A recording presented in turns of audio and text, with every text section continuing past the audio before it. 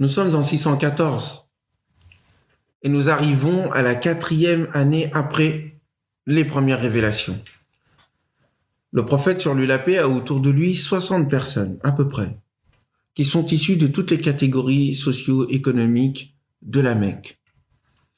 Il a eu 3 ans à se préparer, des prières longues, le travail en lui, sur le plan moral, sur le plan intellectuel, sur le plan spirituel, pour devenir celui qui doit porter ce message. Les compagnons en font de même, vont de temps à autre, ça et là, réciter le Coran. Ils se retrouvent entre eux pour prier. Les seigneurs de la Mecque voient effectivement que quelque chose est en train de se passer, mais n'en ont cure, ne font pas attention. Ils estiment qu'au fond, ce que Mohammed est en train de faire sur lui la paix est semblable à ce que les religieux, quelques religieux chrétiens ou juifs faisaient auparavant. Certains voulant revenir à la religion d'Abraham, d'autres adhérant à la religion chrétienne ou juive et parlent de temps en temps de Dieu, de moralité, de prière. Rien de vraiment important pour eux qui ne pourrait même déranger leur mode de vie. Les choses vont bouger, les choses vont changer. Le Coran donne l'ordre au prophète sur lui la paix. Et vous verrez qu'au fur et à mesure, vous le verrez, le Coran donne, à travers la révélation, des éléments de stratégie que le prophète, alayhi salatu wassalam, prend en lui et qu'il se met à appliquer. Le livre est le livre de son cœur. Le livre est son orientation. C'est le livre qui lui donne sa vision. Et l'ensemble de ce qu'il fera, de près ou de loin, sur lui la paix, sera l'application des passages du Coran. Nous y reviendrons. Et donc, l'ordre est donné au prophète sur lui la paix. Wa anzir ashiratak al-aqrabin. Avertis donc ta famille proche. C'est une grande famille, ceux qui sont avec toi, ceux qui sont proches de toi, cette famille, tu dois les avertir. Il s'agit bien sûr du clan dans lequel le prophète sur lui la paix se trouvait, rappelez-vous. Il s'agit des Banu Hashim, des descendants de Hashim et des Banu Muttalib, Al-Muttalib, des descendants de Al-Muttalib, qui sont issus de Abd Manaf, qui est arrière-grand-père du prophète sur lui la paix. Nous vous en avions parlé lors de notre premier épisode ainsi que le deuxième. Le prophète donc réunit toutes ces personnes-là. Ils sont 45 personnes, tous issus de ces 2 clans. Il les invite à un dîner, le repas a lieu, des discussions, ils connaissent Mohammed sur lui la paix, c'est l'un des leurs, ils connaissent sa grandeur, sa moralité, et ils l'aiment de tout leur cœur. Le prophète se présente à eux et il leur dit ces quelques phrases qui résument son message. Il leur dit: celui qui est au sein de son peuple, de sa population, de sa famille, jamais ne les trahit et jamais ne les ment. Sachez que ne leur ment. Sachez que je suis envoyé de Dieu vers vous tout particulièrement et vers toute l'humanité, tous les êtres humains de façon générale. Je le jure par Dieu que vous mourrez comme vous dormez et que vous ressusciterez comme vous vous réveillez et que vous aurez à rendre des comptes. Dieu vous jugera. Et alors, si c'est un bien, ce sera le paradis pour l'éternité. Et si c'est un mal, ce sera alors l'enfer pour l'éternité. Tel est le message qu'il aurait adressé. Quelques mots simples, mais qui sont extrêmement profonds et clairs. Et il se tait. Le silence a lieu. On se regarde, on discute, on parle, et tout d'un coup, l'oncle du prophète sur lui la paix, Abu Lahab, qui est le frère direct du père du prophète sur lui la paix, l'interrompt et parle. Mais malheur à toi, tu veux que nous mettions, minoritaires que nous sommes, autour de toi et que nous défions le reste des familles arabes qui sont plus nombreuses que nous? Cela ne se peut pas. Le prophète ne répond pas. Il laisse la chose ainsi. Mais la famille, le clan direct du prophète sur lui la paix, a entendu le propos. Nous sommes encore une fois dans une situation, rappelez-vous, de la Mecque où deux grands clans, deux grands pactes, deux grandes coalitions s'opposent. Il y a la coalition du pacte des Mutayyiboun. Rappelez-vous, ce sont ceux qui ont juré de défendre les principes, la morale, de soutenir les plus pauvres. Les Mutayyiboun, c'est-à-dire ceux qui se sont parfumés pour jurer devant Dieu qu'ils n'allaient jamais s'abandonner et rester solidaires, s'opposaient au Hilful Ahlaf, l'autre pacte qui était autour du pouvoir, de la richesse, de la domination, et qui, au fond, s'opposait à la famille du prophète sur lui la paix. Et vous comprenez donc pour quelle raison est-ce que le prophète sur lui la paix devait parler à sa famille. Parce qu'effectivement, c'est sa famille, certes, mais au-delà, quand bien même n'aurait-il pas été d'eux, il serait parti les voir en raison du fait qu'ils sont ceux qui portent les hautes valeurs qui sont en accord avec le propos coranique. Et donc, ils sont les mieux à même à entendre le message du prophète sur lui la paix, à comprendre là où il veut en venir et à pouvoir le soutenir. Un choix stratégique. Un choix stratégique parce que cette famille, les Banu Hashim et les Banu Muttalib, qui sont issus de Abd Manaf, eh bien, cette famille restera aux côtés du prophète sur lui la paix, même quand bien même une majorité d'entre eux n'aurait pas encore adhéré à l'islam, ils protégeront le prophète Mohammed sur lui la paix et resteront autour de lui comme un seul homme. Tout au long de la période mécoise du début de l'islam, du début de la révélation. En face, tout de même, une partie de la famille des Banu Hashim, de ceux qui sont proches du prophète normalement, alayhi salatu wassalam, qui font partie de Abd Manaf, l'arrière-grand-père du prophète, alayhi salatu wassalam, donc des gens proches de lui, normalement, vont se séparer d'eux, ne vont pas adhérer au Hilful Mutayyiboun, le pacte des gens parfumés, ceux qui sont pour le bien. Vous avez les Abd Shams et vous avez les enfants de Naufal, qui sont les frères normalement de Hashim. Un conflit va avoir lieu. Eux vont sortir de ce pacte-là. D'abord, Naufal est l'oncle du grand-père du prophète sur le la paix, Abdul Muttalib. À la mort de Hashim, le père de Abdul Muttalib, Naufal veut prendre au fond les terres qui doivent revenir à Abdul Muttalib et veut s'en accaparer et ne pas les lui laisser. Un conflit va avoir lieu entre l'oncle Naufal et le neveu Abdul Muttalib, où ce dernier fera appel à d'autres tribus, notamment la tribu de ses oncles du côté des Banu Zohra, et même du côté de Médine, et vont venir lui donner de l'aide et un soutien contre son oncle Naufal. Une séparation va avoir lieu entre donc les enfants d'Abdul Muttalib, la descendance d'Abdul Muttalib, et la descendance de son oncle Naufal. Premier point. Avant cela, vous avez Abd Shams, qui est le frère de Hashim. Ce sont les enfants de Abd Manaf.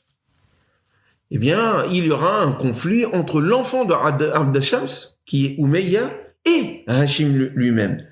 C'est très important, ça a l'air d'être un peu alambiqué, mais il est important que vous teniez compte de ces différents conflits politiques que le prophète sallallahu la paix a entre les mains, dans lequel il vit et dont il va se servir, où il va prendre en considération de tels éléments pour savoir vers qui se tourner et quelles sont les différentes alliances qu'il doit mettre en place. Donc vous avez la famille de Abd Shams à travers Umayya qui se séparera aussi. Ils ne font pas partie, effectivement, du pacte qui tourne autour de la fortune, de la domination et de la richesse, les Hilful Ahlaf, mais ne seront pas non plus dans ce qui normalement devrait être leur lieu naturel d'alliance, c'est-à-dire avec le pacte des Mutayyiboun. À cela, rappelez-vous, s'ajoute un autre nouveau pacte qui va avoir lieu, qui va élargir le pacte initial des Mutayyiboun dans lequel la famille du prophète sur la paix se trouvait. C'est le Hilf al-Fudul, c'est-à-dire le pacte des gens de valeur, les gens de principe. Rappelez-vous, nous vous parlions du fait que un jour, un homme est venu et voulant vendre ses marchandises à un seigneur de Quraysh, se verra spolié par ce dernier.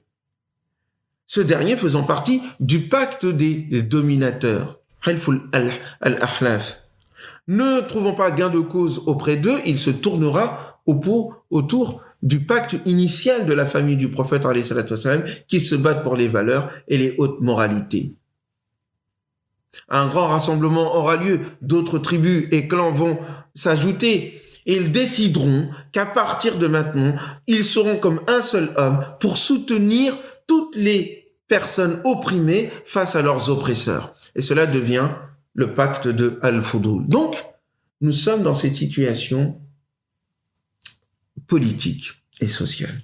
Le prophète, donc, sur la paix, non seulement s'adresse à sa famille, les Banu Muttalib et les Banu Hashim, mais en même temps s'adresse à travers eux, en réalité, à ce pacte politique et moral qui existait jusqu'alors et dans laquelle il participait.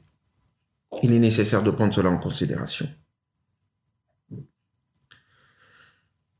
Si vous saisissez cela, vous vous rendez compte que sur le plan stratégique, il est nécessaire, quand vous êtes dans une société, de savoir quelles sont les personnes qui sont les mieux susceptibles de vous entendre, de connaître la société dans laquelle vous vous trouvez et d'essayer, tant que faire se peut, avant que de grands combats aient lieu, de vous assurer de personnes au sein de l'élite, de personnes au sein du pouvoir, de personnes qui ont du poids au sein d'une société, qui peuvent entendre de votre message et qui peuvent y adhérer. Le fait qu'ils aillent d'abord et avant tout vers cela, non seulement en raison de la proximité familiale, mais aussi en raison de la proximité de ces valeurs dont parle le Coran.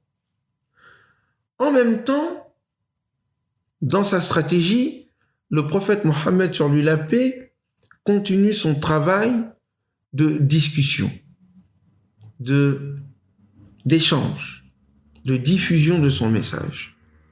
Et nous nous retrouvons avec une situation où même la famille des opposants, entre guillemets, ceux qui vont s'opposer le plus à lui, alayhi salatu wassalam, eh bien, se retrouvent avec des membres de leur propre famille, c'est-à-dire au sein même des familles dirigeantes, se retrouvent avec des frères, des cousins, des neveux, des nièces, des tantes qui sont gagnés par la parole du prophète Mohammed alayhi salatu wassalam, ce qui provoquera des réactions extrêmement violentes dont nous parlerons au prochain épisode.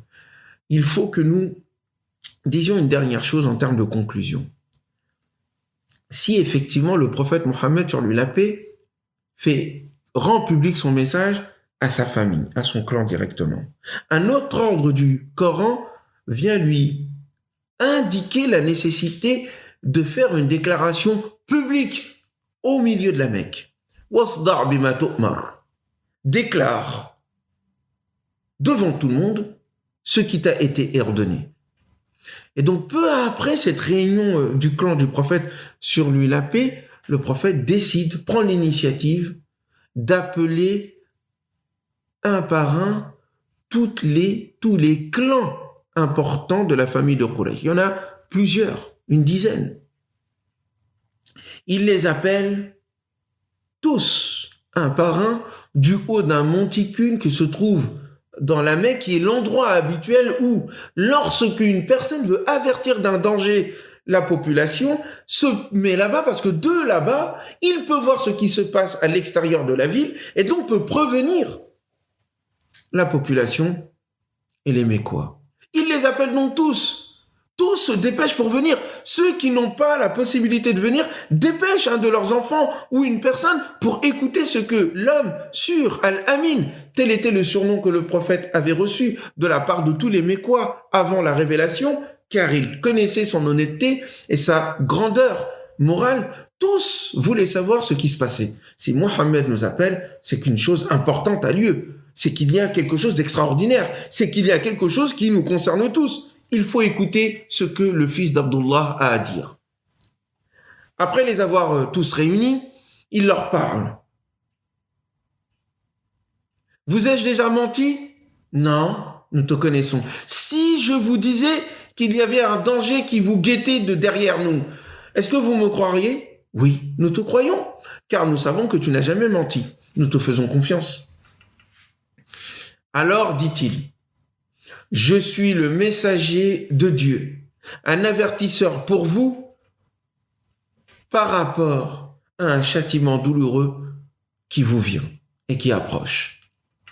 Tel est le propos. La situation est troublante. L'oligarchie mécoise, Quraysh, ne voulait pas que Mohammed, sur lui la paix, fasse cette déclaration, cette prise d'initiative du prophète, sur lui la paix, les oblige à prendre position. Vous verrez qu'ils essaieront de minimiser. Mais cette prise d'initiative du prophète, alayhi salatu wassalam, fait que tout le monde entend maintenant que ce que nous entendions, un peu comme des rumeurs, ça et là, dans les coins de rue, dans les discussions, dans les petits échanges, s'avère être vrai. Mohammed, sur lui la paix, dit qu'il est messager de Dieu. La déclaration est nette. Un homme, son oncle, et qu'il est dur d'avoir les gens proches de soi, ne pas entendre le message, et qu'il est dur de voir dans les gens qui sont les plus proches de soi l'ennemi juré qui vous empêchera d'agir. C'est très douloureux. Et donc vous avez celui qui est censé soutenir le prophète, sur lui la paix, le petit frère de son père, Abdullah, qu'on a appelé ici, c'est Abdul Uzza, qui s'appelle Abu Lahab. Celui-ci crie alors: Wayhak, tabban laka li sa'ir al-yawm. Malheur à toi pour le reste de la journée. C'est pour cela que tu nous as appelés? Et vous connaissez bien sûr cette sourate qui va immédiatement descendre pour lui répondre. Tabbat yada abi lahabin wa tabba. Ce sont les mains d'Abu Lahab qui sont anéanties. Et tout ce qu'il aura acquis. Et vous connaissez la suite de la sourate. Et d'ailleurs, c'est cette sourate qui lui donnera le nom d'Abu Lahab et qui lui restera. Mais en dehors de cela, nous sommes dans une situation où maintenant tout le monde est au courant. Nous allons donc attendre la réponse de Quraysh. Que vont-ils faire? Quelle sera leur stratégie? Comment le prophète va y répondre? Des situations extrêmement importantes qu'il faut saisir pour comprendre de quelle manière le prophète, alayhi salatu wassalam, prend l'initiative, établit une stratégie, force les Mécois à prendre position dans un dialogue qui ira crescendo vers des menaces, des persécutions, des négociations, et pire encore. De cela, nous allons parler dans le prochain épisode. Restez attentifs. À très bientôt.